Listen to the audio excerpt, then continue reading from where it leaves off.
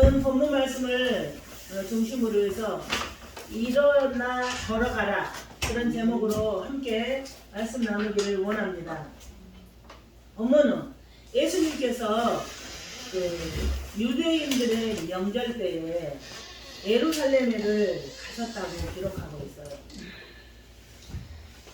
예루살렘에를 가셨는데 거기에 베데스다 연못가에 있었던 38년 된 병자를 고쳐주신 그 사건을 소개하는 내용이 오늘 본문 말씀이에요. 예루살렘 그 양문 곁에 베데스다라는 그런 연못이 있는데 많은 병자가 누워 있었다고 그래요. 거기에 많은 병자가 누워 있었는데 맹인, 다리 저는 사람, 혈기 마른 자들이 누워 있었다고 기록이 되어 있어요. 그런데 유대인들은 이 양문을 굉장히 중요하게 생각했어요. 성전 제물로 드려지는 그 양이 들어가는 문으로서 그곳은 하늘 아래서 하나님의 임재와 가장 가까운 곳이라고 이 유대인들이 생각했다고 그래요. 그래서 수많은 사람들이 이 양문을 통과해서 들어오는 것을 죄사함을 받으러 오는 거룩한 마음을 가지고 하나님 앞에 나오는, 또 하나님 앞에 신교의 제사를 드리는, 하나님 앞에 샬롬의 제사를 드리는 그런 그 마음가짐을 가지고, 그런 태도를 가지고 이곳을 이렇게 드나들었다고 그래요. 그런데 이 양문으로 들어가는 그 길목에 베데스다라는 연못이 있다고 해요. 많이 들어서 여러분들 아시죠? 근데 이 베데스다라는 그 뜻은 뭐냐 하면은 긍휼의 집, 자비의 집이라는 그런 의미를 가지고 있어요. 그런데 고고학적 발굴에 따르면은 그 베데스다 연못의 크기가 거기 그 지대가 높은 지대임에도 불구하고 커요. 폭이 60m, 길이가 100m라는 그런 직사각형이 엄청 큰 그런 연못이라고 그래요. 그런데 이곳은 아마 그 간헐천, 온천이었을 거라고 추측을 해요. 그래서 그 온천수가 이렇게 솟아오를 때에 이제 그곳에 가서 이렇게 몸을 담그면은 천사가 그 물을 이렇게 동했다는 그 문화적 배경이에요. 이것은 천사가 이 물을 움직이게 했을 것이다. 그래서 그 물이 움직일 때 이렇게 샘물이 용암이 솟아오를 때 거기다가 몸을 담그면 병이 치유된다는 그 시대의 그 문화적 배경이기도 했지만, 실제로 이 온천수에는 그 많은 이렇게 그 미네랄 성분들이 많아가지고 실제로 온천수에 가서 이렇게 몸을 담그면 뭐 피부병도 치료되고 또 이런 여러 가지 이렇게 병들이 치료하는 효과가 있다고 그래요. 그래서 지금 이 시대에도 온천에 가는 그런 수요들이 많잖아요. 온천들을 이렇게 좋아하기도 하고. 그런데 문제가 뭐냐 하면은 이 간헐천, 가끔 한 번씩 이제 이 솟아오르겠죠, 그 온천수가. 근데 이 간헐천이 물이 언제 분출할지를 아무도 모른다는 거죠. 네? 그리고 또 분출하는 시간을 내가 안다 해도 내가 거기를 가장 먼저 간 사람만 낳는다는데, 내가 거기를 가장 먼저 들어간다는 그런 보장도 없어. 내가 가장 먼저 들어갈 거야. 왜냐하면 거기는 다 일어설 수 없는 다 환자들만 있기 때문이에요.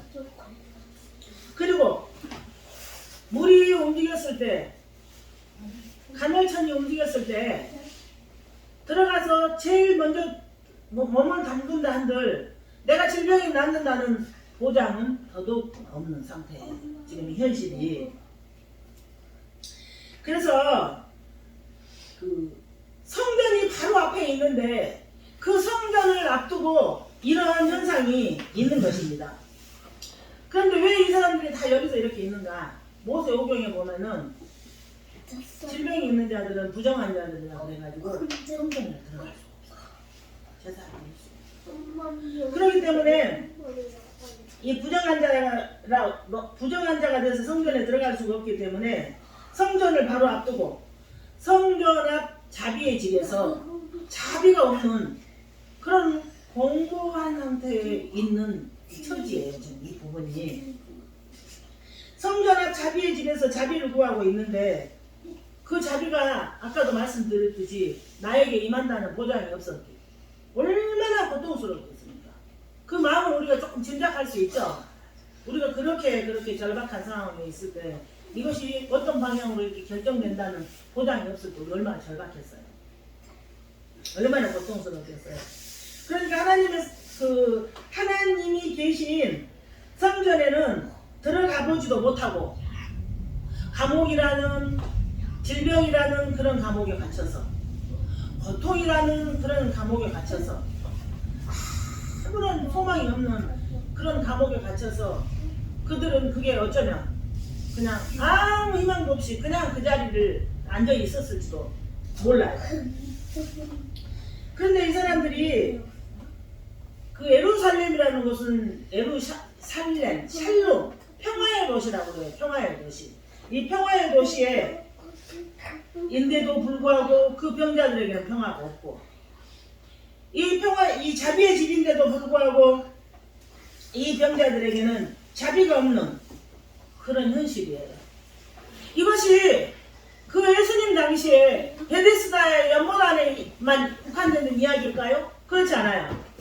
지금 이 시대 우리가 2023년을 살고 있는 이 시대에도 주변에 수많은 사람들이 이 베데스다의 연못가에 있던 사람들과 같은 그런 형편에서 소망도 없이 절망 가운데서 실험하는 사람들이 엄청나게 많지요.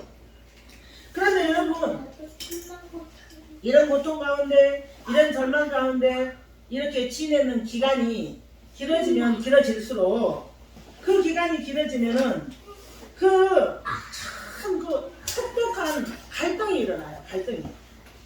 하나님 나를 이대로 버리지 않다.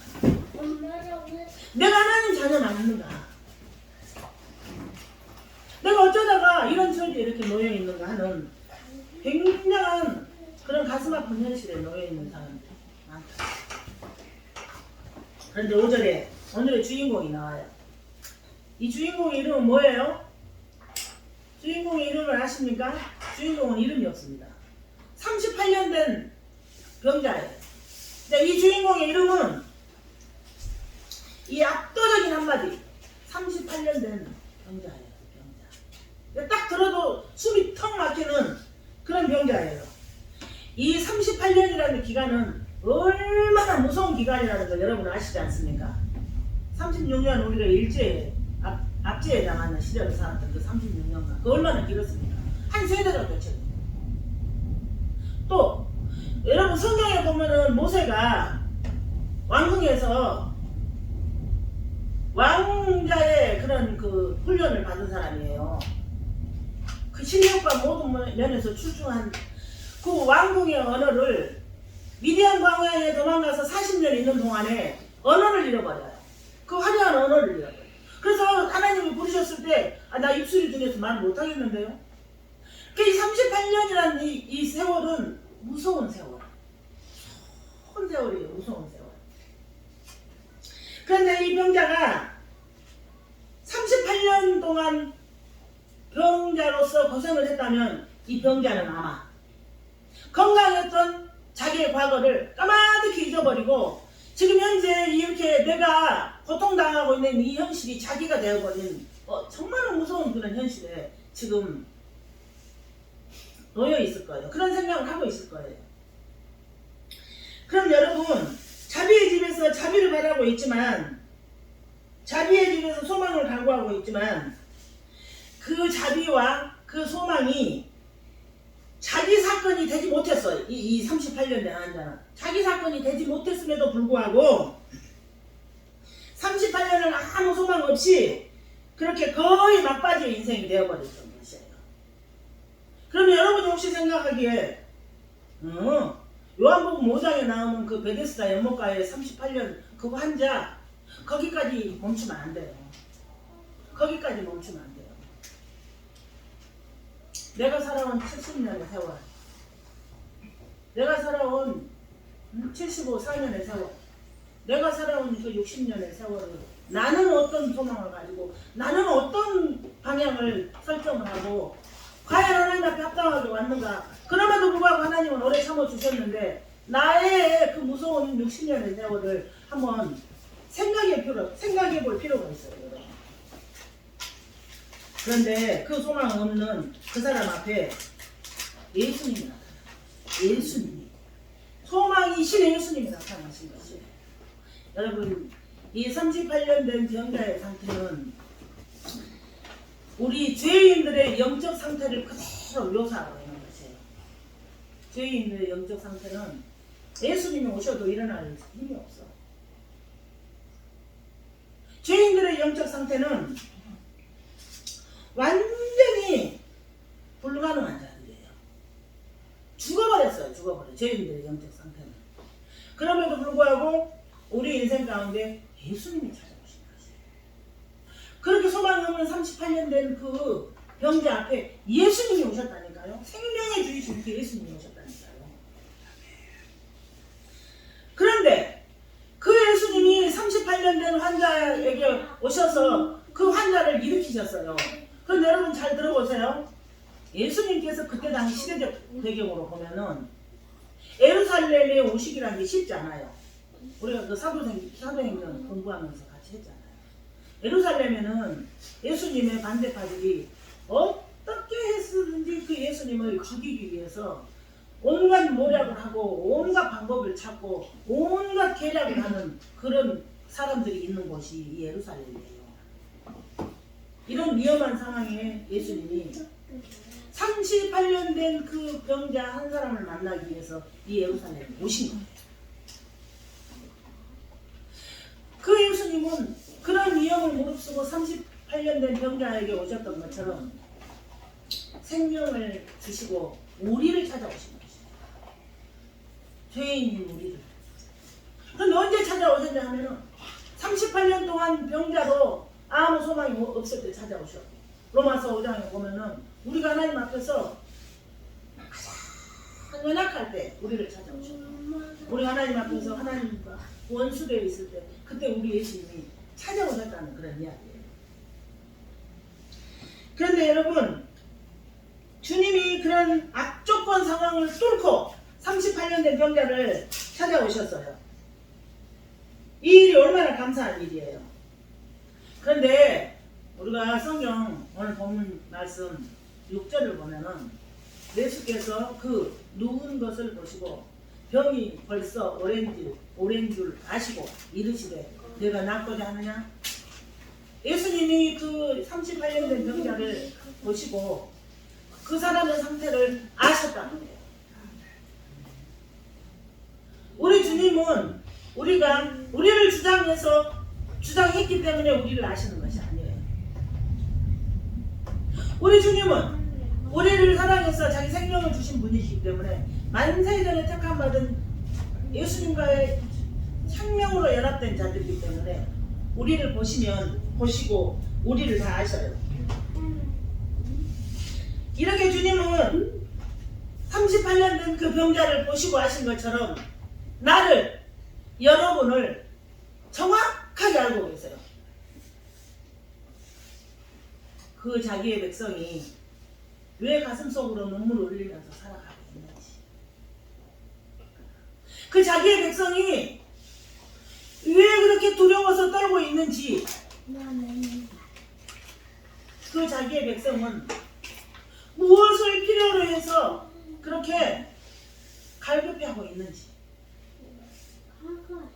나보다도 나를 훨씬 더 정확하게 확실하게 우리 주님은 우리를 알고 계시다는 것을 여러분 기억하시기 바랍니다. 그래서 우리는 우리의 인생을 주님 앞에 세워야 해요. 우리의 인생은 꼭 주님 앞에 세워야 해요. 내가 생각하기에 내가 베데스다의 연못 안에 있는 그런 환자 같다는 비참한 생각이 들 때에도 우리는 우리의 인생을 주님 앞에 세워야 돼. 내가 세상에서 가장 꼴찌인 것 같고 내가 세상에서 가장 뭐 한 가지도 할 수 없는 처지에 있는 것 같은 그때에도 우리는 우리 인생을 주님 앞에 세워야 해요. 혹시 세상이 나에게 어떤 도움을 줄 수 있을까? 혹시 그 누가 그 어떤 사람이 나에게 도움을 줄 수 있을까? 아니에요. 우리 살아봤잖아요.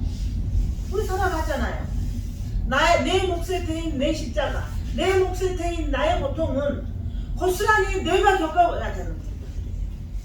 혹시나 그 사람이 도와줄까? 물론 하나님이 일을 하시면 도와줄 수 있지만 혹시나 세상이 어떻게 할까?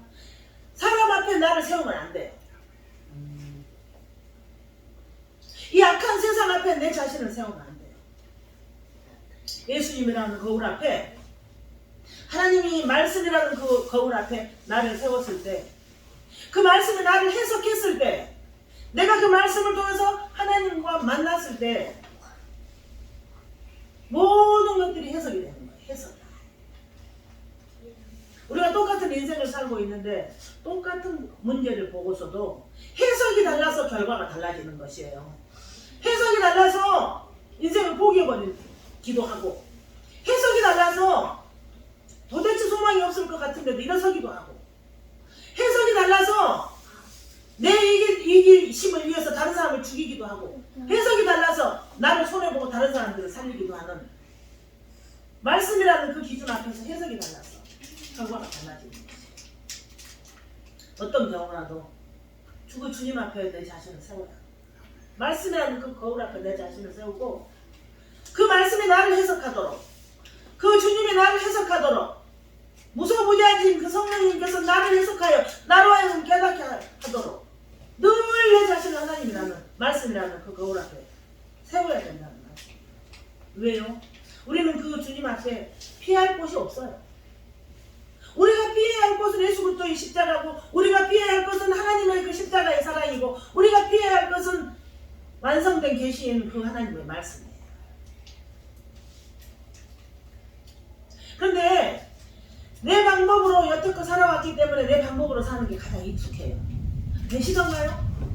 내 방법을 써봤더니 가능하셨던가요? 내 방법을 한번 써봤더니 좋은 결과가 왔었나요?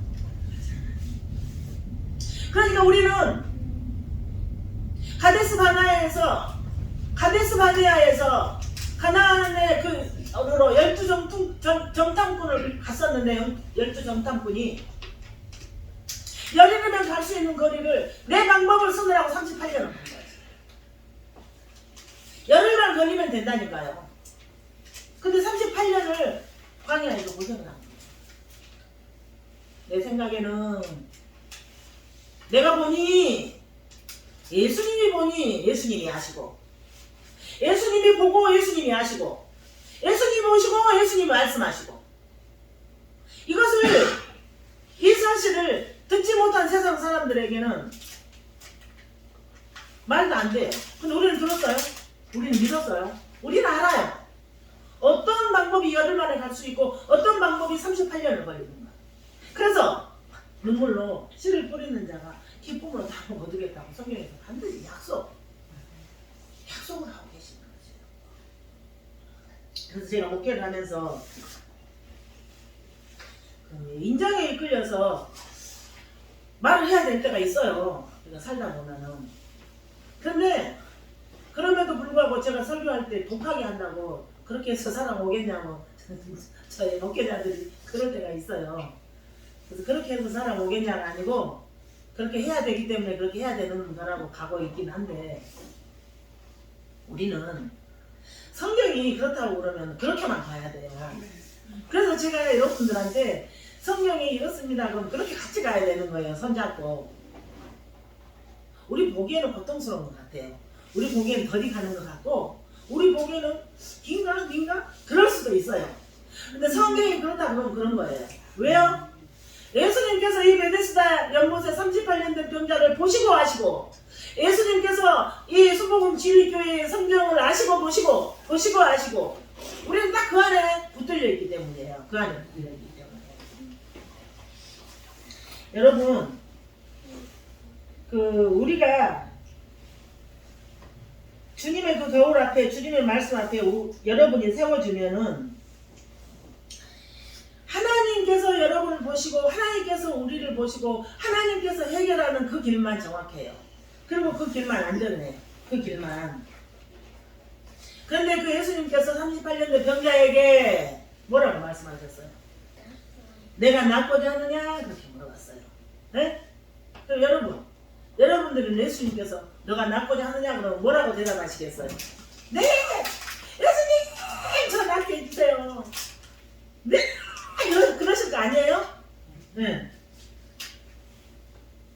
그런데 예수님께서 이렇게 그 좋지 않는 상황을 뚫고, 이 불리한 상황에도 불구하고 이 예루살렘으로 오셔서 이 남자의 마음에 있는 소원을 확인하십니다. 확인하셔. 너 낫고자 하느냐? 아니, 환자가 병원에 갔는데 선생님 낫기를 바라십니까? 그런 의사 선생님 있습니까? 그렇지 않아요. 근데 예수님 그렇게 말씀하세요. 그런데 이 사복음서에 쭉 이렇게 예수님이 행하신 일들을 보면은 예수님이 참 인격적이신 분이세요. 우리 성령님은 인격적이신 분이에요. 그래서 성령의 역사는 터덜거리지 않아요. 아름답게 진행이 돼요. 하나님이 허락하신 일은 중간중간 걸리지 않아요. 아름답게 일이 돼요. 여러분 그거 아셔야 돼요. 왜냐? 우리 예수님이 인격적이시기 때문이에요. 그래서 예수님이 우리의 마음을 보시고 우리를 아시고 난 다음에 우리의 소원을 존중해 주시는 분이에요. 우리가 하나님 앞에서 말도 안 되는 소리를 해. 아니 지금 이 38년 된 병자에게 내가 낫고자 하느냐를 뭐라고 대답해요? 있잖아요. 네 제가 낫기로 원합니다. 그런 게 아니고 있잖아요. 주여 우리 동할 때에 나를 넣어줄 사람이 없어. 내가 가는 동안에 다른 사람들이 다 먼저 내려가는 거기 때문에 내가 이렇게 치료를 못 받고 있다고 막 자기 형편을 막 주장을 해. 주장. 여러분 예수님은 우리의 소원을 존중해 주신 분인데 예수님께서 여리고를 지나갈 때 소경 바디메오가 다윗의 자손 예수야 나를 불쌍히 여기소서 그렇게 하셨어요. 그러니까 예수님이 뭐라고 말씀하셨어요? 너가 소경이구나. 그래서 내가 너를 치료해 줄게. 그렇게 말씀하시지 않았어요.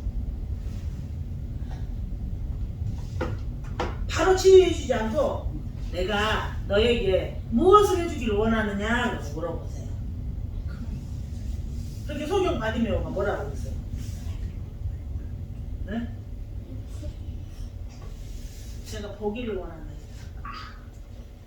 제가 보기를 원한다. 그래서 우리가 기도할 때도요. 제가 주의 얼굴을 뵙기를 원하나이다. 제가 주의 얼굴을 뵙기를 원하나이다. 말씀을 통해서 제가 주의 마음을 알기를 원하나이다. 정확한 자기 고백이 있어야 돼요. 자기 고백이. 정확한 자기 고백이 있어야 돼요. 예수님은 우리에게 정중하게 물으십니다.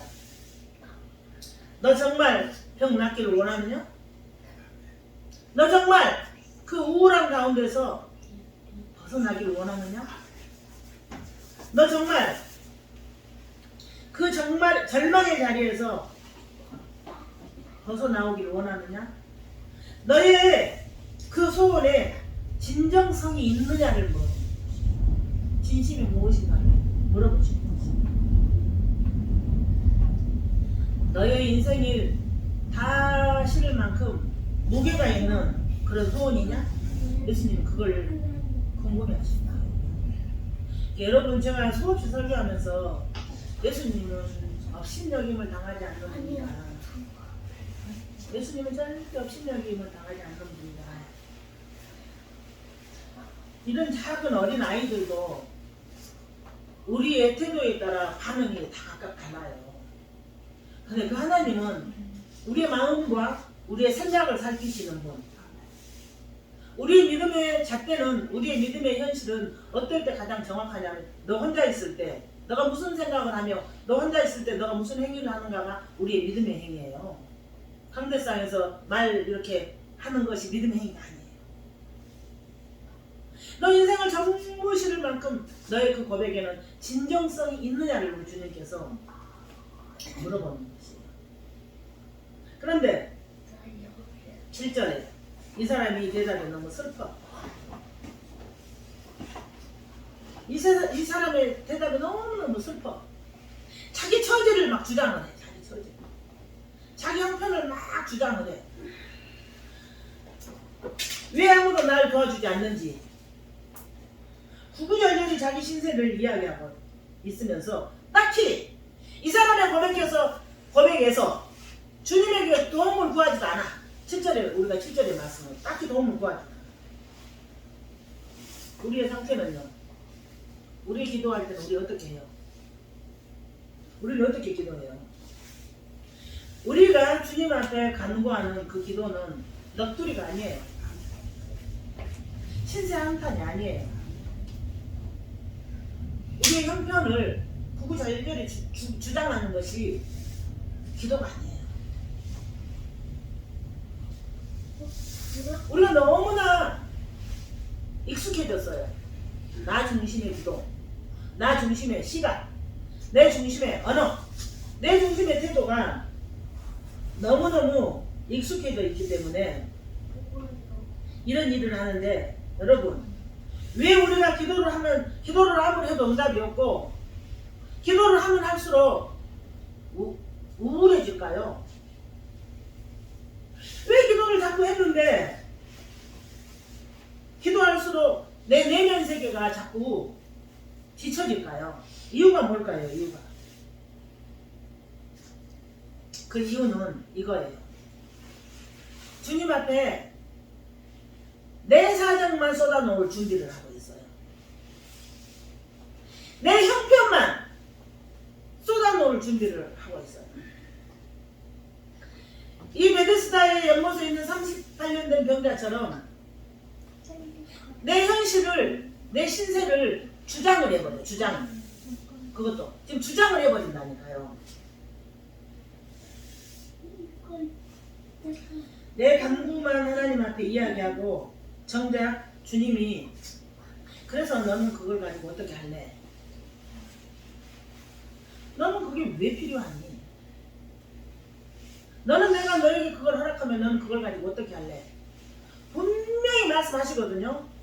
어떤 분이 지난번에 대화 가운데 어떤 분이 그러시더랍니다. 자기는 주님의 음성을 못 들어간다고.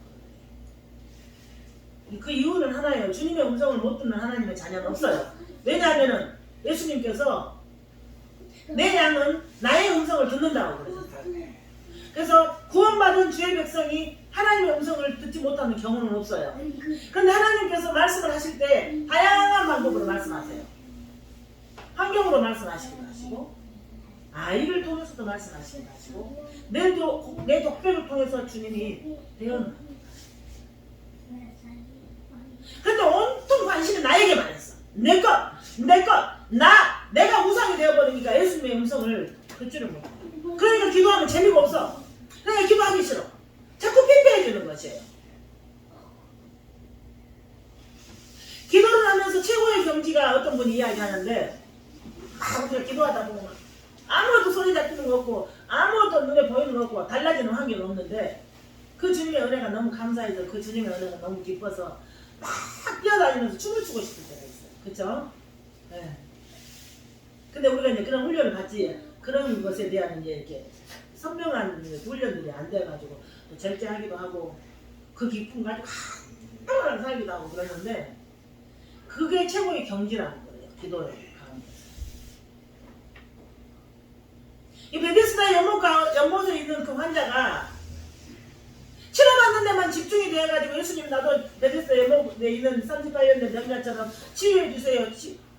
그러니까 우리는 그 목적 때문에 과정을 다 아무렇지도 않게 살아버리니까 주님의 음성 듣지 못하죠. 주님의 터치를 받지 못하는 거죠. 내 간구, 내 형편만 중요해. 내 형편. 내 상황만 중요해. 그래서 어디 갔으면 우리나라의 속담에 내 꽃뿌리 남의 연병보다 더 크대요. 이건 있을 수 없는 인본주의예요. 이건 하나님 나라 백성들한테 있어서는 안 되는 이야기예요. 이 이야기가 돼요? 내 꽃뿌리 다른 사람 연병보다 더 중요해요? 아니에요. 이게 내 중심의 사고방식, 내 중심의 이기주의. 그런 이기주의가 온 사회를 이렇게 악하게 만들어버렸고, 그 이기주의가 지금 하나님 나라를 회방해버린다. 하나님 나라를 무너뜨려.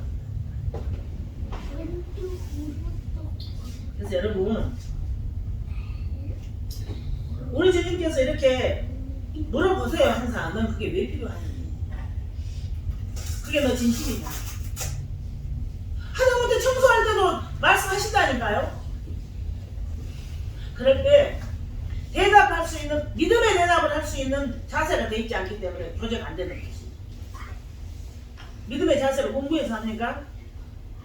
하나님을 사랑하는 그 마음, 나를 구원하신 그 하나님의 큰 사랑이 너무 감사해서, 감격해서, 감동해서, 황송해서, 심려 막측해서, 부끄러워서, 죄송해서, 너무 좋아서, 그 마음이 있을 때 순간순간마다 말씀하세요. 그래, 이렇게 안 하지. 하나님이시라면 이렇게 안 하셔. 이제 알아버려, 우린 전부 다. 그래, 하나님이시라면 이 방법 쓰시지 않으셔. 하나님. 성경을 보면 하나님께서 질문을 참 많이 하세요.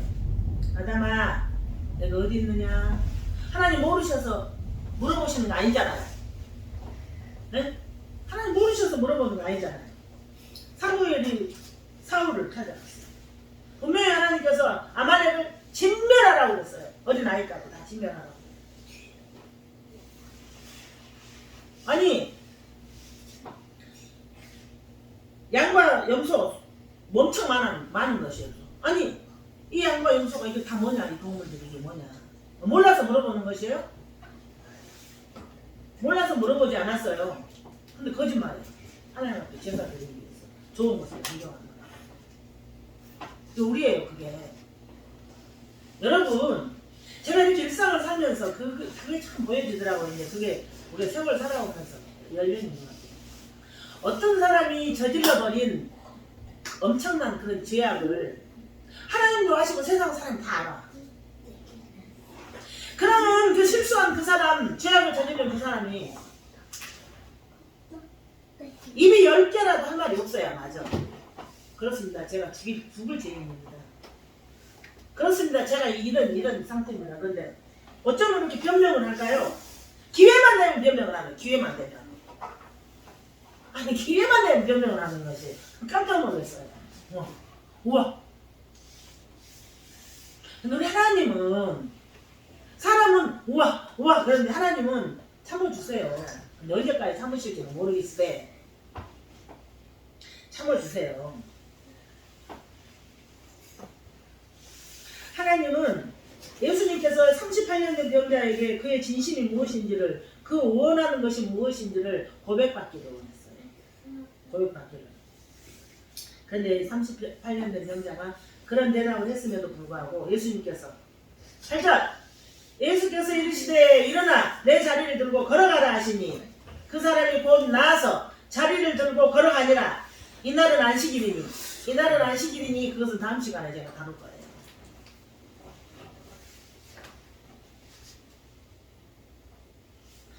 일어나 내 자리를 들고 걸어가라.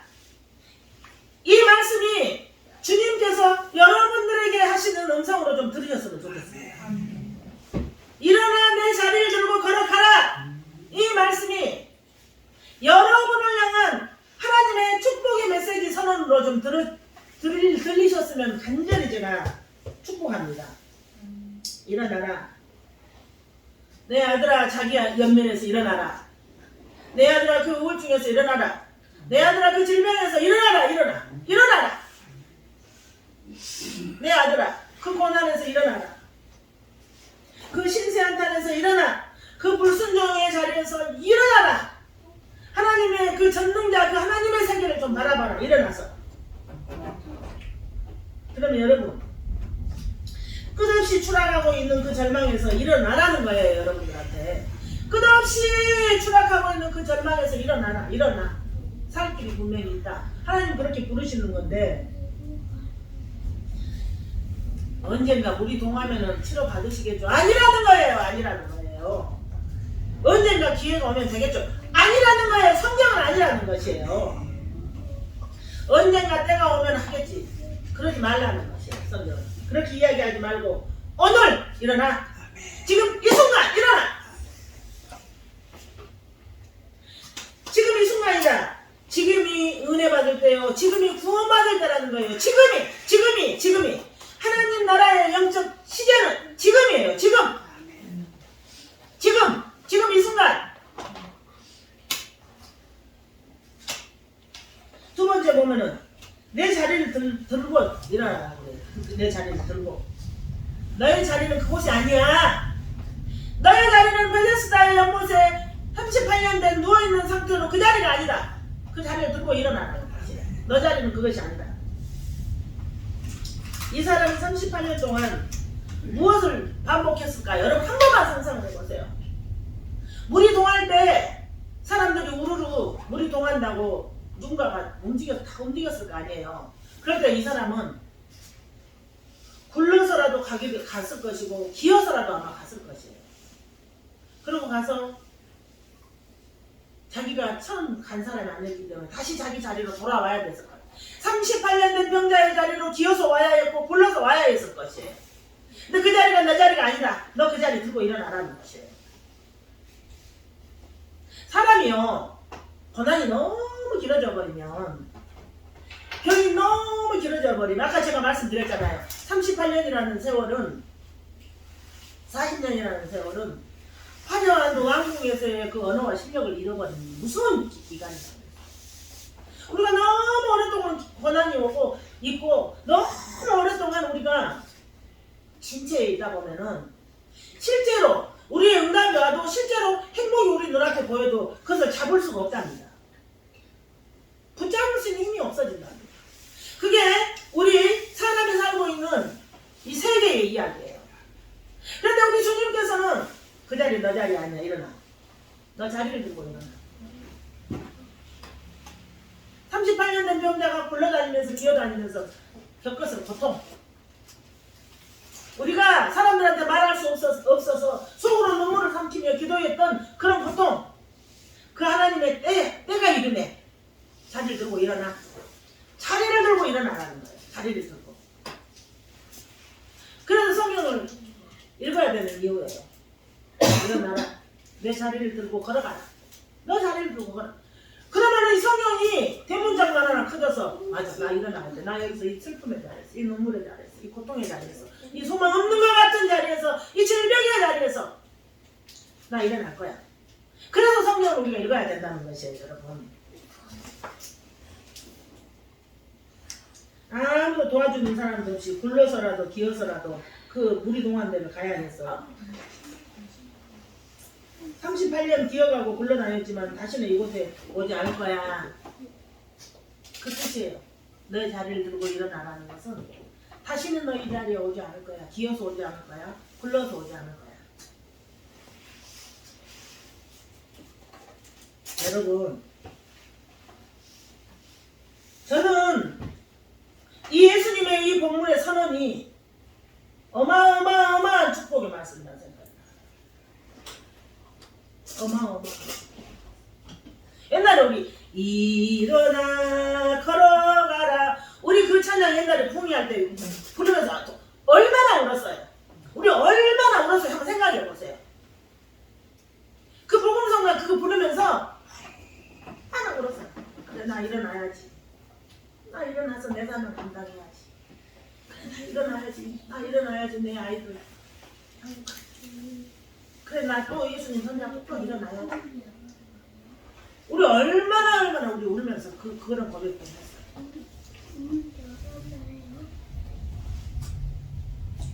예수님께서 걸어가라. 내 자리를 두고 걸어가래요. 그런데 이 원문적 해석을 보면은 계속해서 걸어가다 진행해요. 계속해서. 이제 앞으로는 걸어갈 일만 아니야. 나아갈 일만 있다는 거지. 앞으로 나아갈 일만. 너의 인생은 더 이상 이곳에 정치할 수 없는 일이다. 부르심을 향해서 걸어가라. 부르심을 향해서 걸어가라. 부르심을 향해서 걸어가는 그 인생이 이제 되었다. 그게 예수님의 선포예요. 이렇게 축복을 선언하는데 여러분, 우리 인생 가운데 우리가 다 잃어버린 것들, 우리가 다 놓쳐버린 것들, 그것에 묶여있지 말라는 것이에요. 우리가 다 잃어버린 것들, 다 놓쳐버린 것들, 어마어마하게 했던 그런 실수들, 그거 버리고 걸어가라는 것이에요. 앞으로 걸어가라는 것이에요. 우리가 주님의 말씀을 붙들고 주님의 음성을 들고 따라가야 되는 이유가, 주님 말씀 붙들고 우리가 따라가야 자기 연민에서 자기 사랑에서 우리가 떠날 수 있기 때문이에요. 우리 현실은 녹록지 않아요. 여전히 질병 가운데, 여전히 고통 가운데, 여전히 고난 가운데 우리가 있어요. 우리 현실 녹록지 않아요. 가정에서도 생각이 달라서 빚어지는 그런 갈등, 일일이 참 해결할 수 없는 그런 어려운 가운데 있어요. 우리 삶이 녹록지 않아요. 못 힘들어요. 그래서 그런데도 불구하고 우리는 하나님 자녀되는 권세 때문에 내 가정이 베데스다의 연못이어야 하고 자비의 집이어야 하고 내 집이 긍휼의 집이에요. 그런데 자비의 집이어야 하는 그곳에 자비가 없고 긍휼의 집이어야 되는 그곳에 긍휼이 없고 늘 우리는 갈등과 고통을 속으로 삼켜야 하는 계속되는 어려움에서 있어요. 그럴 때마다 이게 끝인가? 우리 가정은 소망이 없는 걸까? 그런 생각이 왜 들지 않겠습니까? 왜 들지 않겠습니까? 왜 우리가 생명이 있는데 왜 들지 않겠습니까? 그러나 어떠한 상황에서라도 8절에 주님의 음성을 들어야 됩니다. 주님께서 지금부터 확성기를 내고 말씀하십니다. 일어나라! 주님께서 지금부터 확성기를 내고 말씀하십니다. 내 자리를 들고 걸어가라. 주님께서 지금부터 확성기를 내고 말씀하십니다. 너만 사랑하는 자기 연민에서 일어나라. 걸어가라. 주님께서 확성기를 내고 말씀하십니다. 여러분, 우리는 언제까지 걸어가야 되냐면은 하나님의 소망이 나의 현실이 될 때까지 걸어가야 돼요. 언제까지 걸어가요? 하나님의 소망이 나의 현실이 될 때까지 걸어가야 돼요. 그리고 우리가 터널을 지나고 고통의 터널을 지나갈 때는 밝은 빛이 보이는 데까지 걸어가야 돼요. 가다가 멈춰서는 절대로 안 되는 것이에요. 어떤 고난과 어떤 어려움이 있다 할지라도 이 고통의 터널에서는 빛이 보이는 그 순간까지 걸어가야 되고 하나님이 다 됐다, 이제 됐다, 그때까지 우리는 걸어가야 되는 것이에요. 그런데 이 어마어마한 고통과 이 어마어마한 이 고난 가운데서 이 어두운 터널을 지나갈 때 여러분 주저앉지 않고 포기하지 않고 한 걸음씩 내딛는 것만으로도 승리예요. 그래서 우리는 예배자에 여야 하고, 그래서 우리는 말씀 앞에, 하나님 앞에 내 자신을 세워야 하고, 그래서 우리는 말씀을 붙들어야 하고, 그럼에도 불구하고 우리는 손에 손잡고 그 주님 나라를 향해서 걸어가야 하는 것이 우리들의 현실이에요. 어버이날, 어린이날 다 좋아요. 얼마나 감사해요. 며느리가 어머니한테 자기 남편 이름을 부르면서 어머니 김진식을 낳아주셔서 고맙습니다. 이 얼마나 아름답고 멋있어요. 이보다 더 아름다운 것이 일어나 내 자리를 들고 걸어가는 일이에요.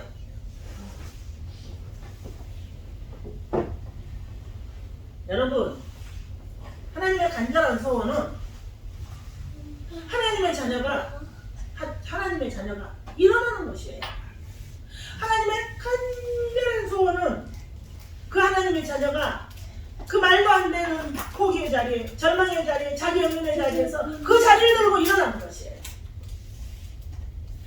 하나님의 애타는 불타는 소원은 그 하나님의 그 자녀가 그 하나님의 사명을 향해서 힘차게 걸어가는 것이에요. 계속 걸어가는 것이에요. 그래서 오늘 제목은 일어나 걸어가라는 그런 제목으로 설교를 했습니다. 설교 마무리합니다.